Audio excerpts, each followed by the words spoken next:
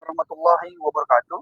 Alhamdulillah, dalam kesempatan yang penuh berkah hari ini kami berkesempatan ke Propam Mabes Polri dalam rangka melaporkan oknum-oknum penyidik yang masih terus melakukan tindakan-tindakan yang tidak sepatutnya untuk dilakukan para aparat penegak hukum.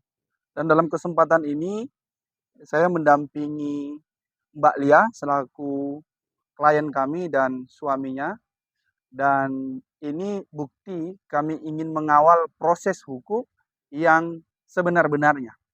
Dan yang kami laporkan itu adalah oknum polisi yang ada di Polres Metro Jakarta Timur, yang kita sama-sama tahu Polres ini sering kali viral karena kejadian-kejadian yang semestinya tidak perlu terjadi. Nah, kronologi singkatnya karena terjadinya laporan ke Propam ini ada beberapa poin. Yang pertama itu adanya dugaan intervensi yang dilakukan kepada klien kami, dipaksakan seolah-olah tidak mau bayar, gitu ya. Tidak mau bayar, padahal klien kami karena tertimpa dampak COVID-19 corona ini sehingga usaha yang sudah dibangun dari tahun 2014 sampai sekarang ini sudah hampir 10 tahun itu mengalami kebangkrutan sehingga gagal bayar, begitu ya. Jadi ini persoalan adalah one prestasi.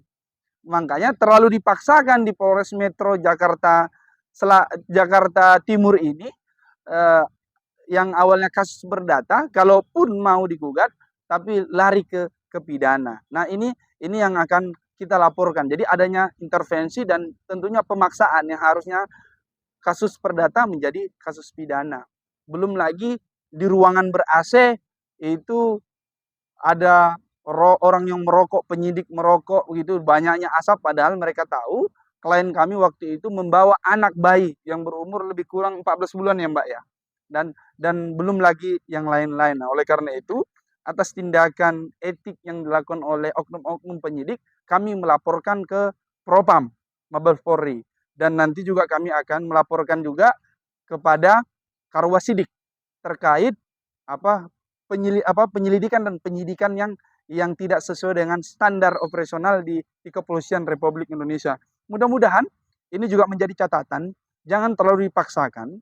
Ya, pihak-pihak perusahaan yang awalnya Anda itu diuntungkan oleh klien kami mungkin puluhan miliar bahkan ratusan miliar selama bekerja sama, karena belum bisa bayar, gagal bayar karena memang dampak COVID-19 bukan hanya perorangan, bahkan negara pun itu mengalami kebangkrutan begitu loh. Banyak negara kebangkrutan dikarenakan dampak COVID-19. Oleh karena itu, jangan hal yang semisal ini menambah derita rakyat, yang termasuk klien kami yang beliau itu memiliki anak 14 bulan yang menguntungkan perusahaan-perusahaan Anda gitu ya, tapi begitu beliau kena dampak COVID-19 mengalami kebangkrutan malah dilaporkan ke Polres Jakarta Timur, dan Polres Jakarta Timur juga memproses ini dari penyelidikan ke penyidikan, dan dugaan kuat kami dipaksakan untuk ditetapkan sebagai tersangka. Nah, sebelum itu terjadi, kami melaporkan pihak oknum Polres Metro Jakarta Timur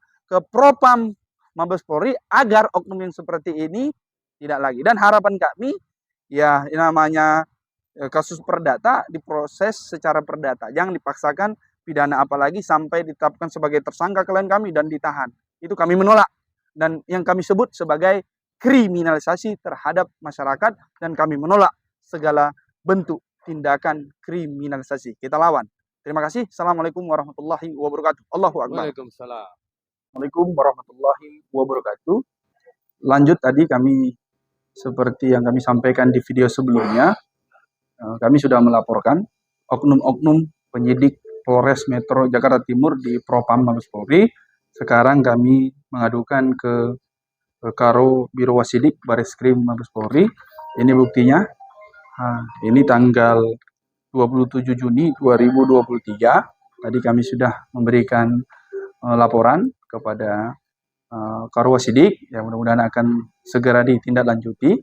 Yang persoalan intinya sama seperti yang kami sampaikan tadi di Propam, tapi kalau ini terkait bagaimana pemeriksaannya di penyelidikan dan naik ke penyidikan agar oknum-oknum ini diproses oleh Karo Wasidik, karena ini adalah kewenangan Karo Wasidik agar oknum-oknum ini tidak terjadi lagi. Dan kita sudah tahu Polres Jakarta Timur ini sering sekali viral dengan perbuatan-perbuatan yang menurut kita sebagai masyarakat dan juga sebagai advokat ini bertentangan dengan etika kepolisian itu sendiri, karena kepolisian sendiri itu memiliki sikap yang presisi yang tentunya semakin dekat kepada masyarakat. Nah, kalau semua perkara perdata itu lari ke pidana, menurut kami tidak ada lagi orang yang berani berusaha, begitu ya, berusaha. Dan yang kedua itu harus juga yang namanya usaha itu ada pasang surut.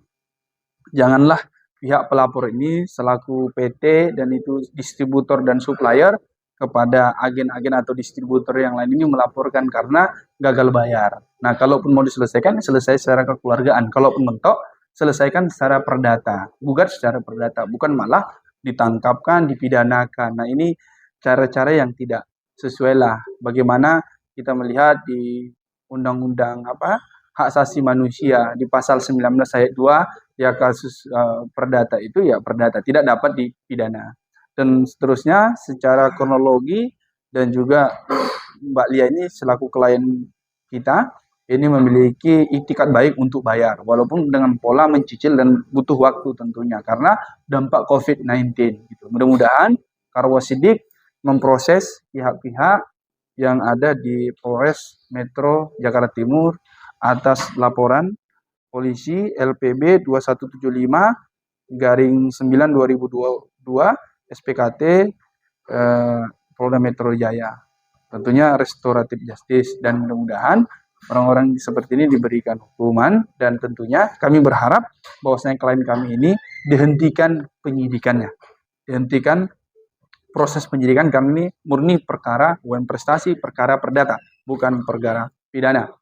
Insya Allah kita menolak segala bentuk kriminalisasi terhadap masyarakat. Terima kasih. Assalamualaikum warahmatullahi wabarakatuh. Allahu Akbar.